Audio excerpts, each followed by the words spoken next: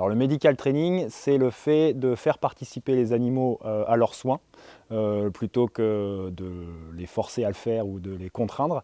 En fait, vu que ce sont des animaux qui sont très intelligents, que ce soit les éléphants, que ce soit les grands singes, que ce soit beaucoup maintenant d'espèces en parc zoologique, ils sont capables de comprendre ce qu'on attend d'eux sous couvert de récompense, et le medical training va nous permettre d'avoir accès à nos animaux de manière beaucoup plus simple, parce qu'ils vont être habitués à être manipulés, habitués à ce qu'on les approche, ce qui va nous permettre, nous, de pouvoir les voir comme il faut bien tous les jours, et ça nous permettra, s'il y a un problème, de pouvoir intervenir avec le vétérinaire. Donc ici, on a maintenant 6 éléphants, depuis la naissance du petit Jack, qui va avoir 1 an là, le 16 mai. On a son grand frère Tom, qui lui a eu 7 ans. Leur mère, c'est Nina, qui a eu 27 ans. Le père de Jack, c'est Upali, donc ça c'est un mâle de 27 ans aussi qui est arrivé il y a 3 ans maintenant. On a la mère de Nina, donc la grand-mère de Jack et de Tom, qui est aussi ici, Kaveri, qui est une femelle de 37 ans, qui est arrivée en même temps que sa fille quand elles sont arrivées ici au Pal. Et on a Accra, qui n'est pas du tout attachée familialement aux autres, mais qui est la matriarche du groupe. C'est une vieille femelle qui a 50 ans, et chez les éléphants, on a un système matriarcal, c'est-à-dire que c'est les femelles qui vont diriger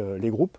Les femelles vont vivre entre elles, et il va y avoir une femelle dominante, et donc ici dans notre groupe, c'est Accra. Alors le medical training chez l'éléphant, ce qui va être le plus important, ça va être le soin des pieds. Dans la nature, c'est des animaux qui vont parcourir plusieurs dizaines de kilomètres par jour. Leurs pieds vont s'user naturellement. Nous, ici, dans les parcs zoologiques, on a des structures qui, mine de rien, sont beaucoup plus petites que ce qu'ils sont censés faire dans la nature. Donc cette usure, elle ne va pas se faire comme il faut. Donc nous, tous les soirs, on va rentrer nos éléphants et on va leur faire une douche. La douche va nous permettre de voir si tous les pieds vont bien, si tous les doigts de la main sont OK, si leurs ongles sont en bon état, si la cuticule, la petite peau qu'on a au-dessus des ongles là aussi, est en bon état.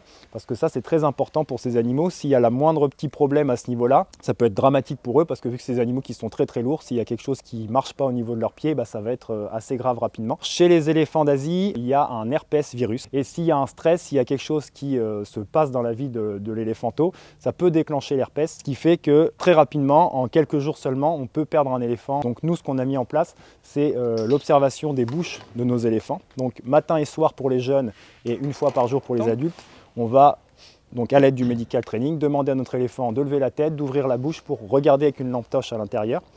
Et on va inspecter toutes les parties de la bouche, parce que l'herpès virus, il va se manifester premièrement par des espèces de petites taches sombres qui vont apparaître sur les muqueuses. Donc on va regarder la langue, on va regarder l'intérieur des joues, on va regarder l'intérieur des lèvres.